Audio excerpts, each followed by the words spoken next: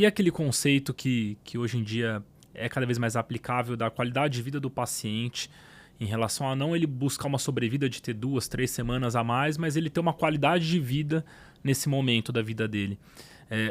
Aonde que a eletroporação entra, por exemplo, para não substituir, mas fazer uma férias de quimioterapia, por exemplo, para um paciente que já não é cirúrgico e não está respondendo. Aonde que tem uma indicação... Porque eu entendo que seja difícil até para o familiar ter esse tipo de pensamento, né? Eu quero curar. A cura é a primeira escolha de todo mundo.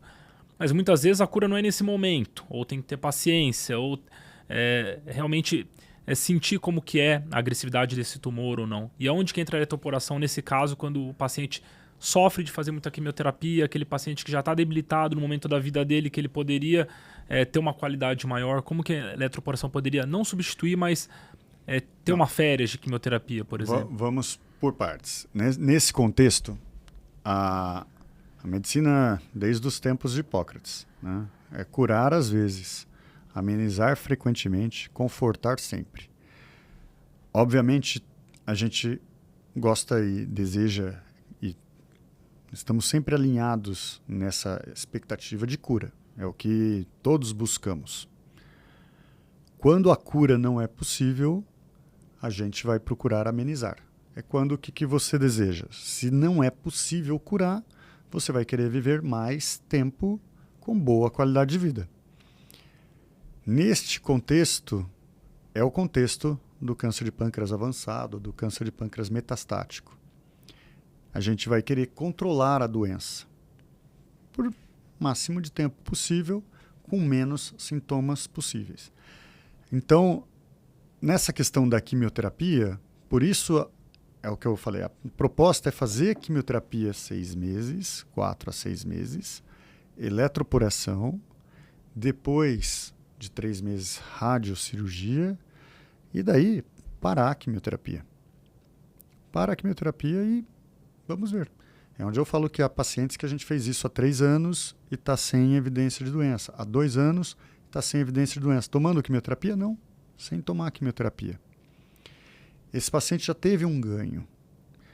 Frente ao oncologista, por exemplo, que propõe manter quimioterapia para o resto da vida. Às vezes desintensifica, então o paciente não toma mais 3 drogas, toma 2 drogas, mas a cada 15 dias segue fazendo quimioterapia. Então esse conceito de férias de quimioterapia é diferente do que a gente está falando. A eletroporação, eu deixo esse paciente livre de doença.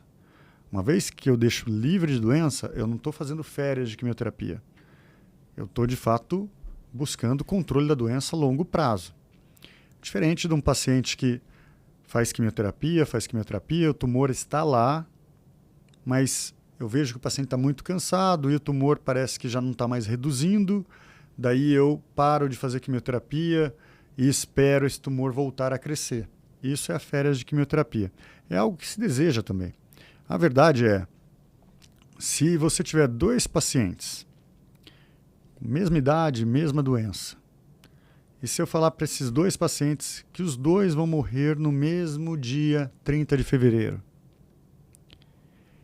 se eu falar para um deles, você vai fazer quimioterapia a cada 15 dias até o dia 30 de fevereiro, e no outro eu falar, você vai parar de fazer quimioterapia por 10 meses, depois você vai fazer 2 meses de quimioterapia e vai morrer no mesmo dia, 30 de fevereiro.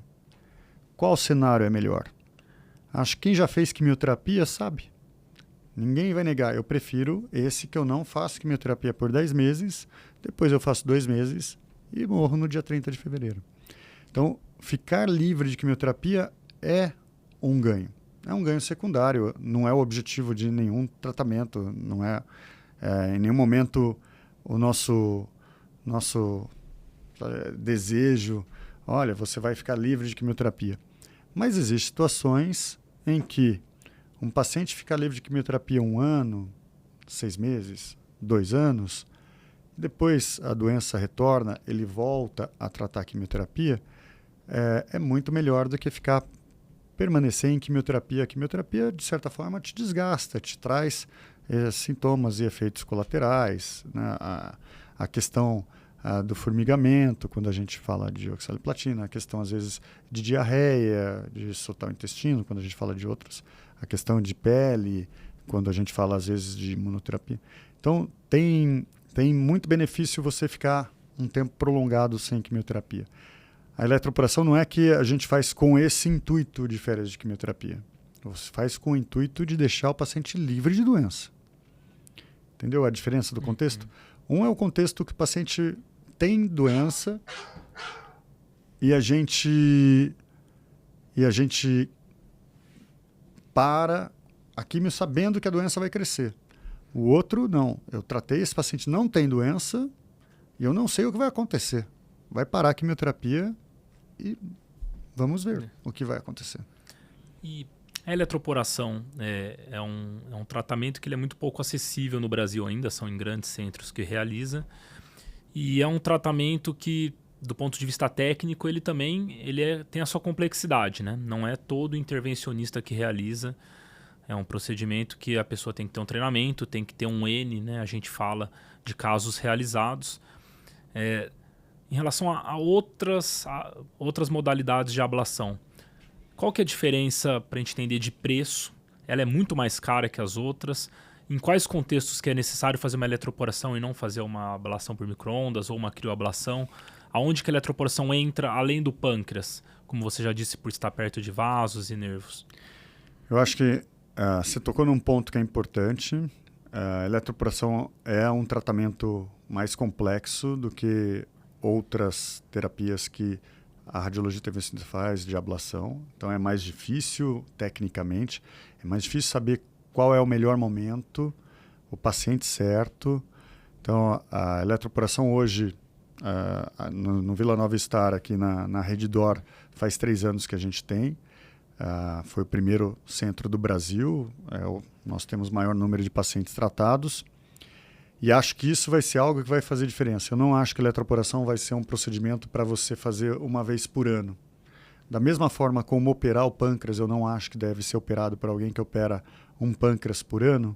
Eu acho que a eletroporação não é um procedimento que o resultado vai ser o mesmo, independente de quem faça. Deve procurar quem tem mais experiência, quem já fez vários casos, porque vai impactar no resultado final. Em relação a onde a eletroporação pode entrar fora do tumor de pâncreas, a gente sabe que para tumores no centro do fígado, a eletroporação vai ter um papel, porque as outras técnicas de ablação, quando a gente esquenta ou quando a gente congela, lesam via biliar, podem lesar a artéria hepática principal. Então, nesta região, principalmente pela via biliar, a eletroporação pode se apresentar como uma técnica concorrendo com a radiocirurgia. Tá? Talvez concorrendo com a radiocirurgia. Enquanto que micro-ondas não pode ser feito no pâncreas, a radiofrequência não pode ser feita no pâncreas, porque destrói os vasos, queima as alças intestinais que estão ao redor do pâncreas. Então a taxa de complicação de radiofrequência, de micro-ondas é muito alta no pâncreas. Então no pâncreas eu vejo eletroporação se impondo. No fígado, no rim, existe esse nicho. No câncer de próstata existe um nicho para eletroporação. Eu vejo principalmente na recorrência do câncer de próstata no paciente que foi operado, no paciente que já fez radiocirurgia e recorre esse resgate ser feito com eletroporação. A eletroporação pode ser utilizada no câncer primário, então para um tumor pequeno localizado na ressonância, existe a opção do tratamento com eletroporação, mas eu vejo como um tratamento inferior à cirurgia, inferior à radioterapia. Acho importante destacar isso. A eletroporação, embora seja um tratamento menos agressivo do que a cirurgia, é um tratamento inferior do ponto de vista oncológico. Então eu também acho que tem que ser ponderado qual paciente que você vai propor tratar um câncer de próstata com eletroporação. É importante o paciente entender que ele não está fazendo a melhor opção oncológica. Né? Você opera o câncer de próstata, você vai ter um resultado oncológico melhor do que fazer eletroporação. Então tem que ser uma seleção muito, muito fina destes casos, e é por isso que eu acho que é preciso ter atenção. Como uma técnica nova, é natural que médicos indiquem, que médicos queiram conhecer, mas eu acho que é preciso ter muito cuidado para a gente não fazer a técnica de eletroporação na hora errada ou no contexto errado, no paciente errado. Como eu disse, já veio o paciente no meu consultório com câncer de próstata que eu falei para ele, melhor você operar. Hoje você faz uma cirurgia robótica com taxas de sucesso e com muito baixa complicação. Ou você pode fazer ainda a radioterapia. Então, já fiz eletroporação em câncer de próstata, sim, mas em contextos específicos, onde a cirurgia era de alto risco, onde o paciente não tinha possibilidade de fazer radioterapia porque ele já tinha sido exposto à radioterapia. Daí eu acho que a gente pode pensar na eletroporação para tratar também o câncer de próstata.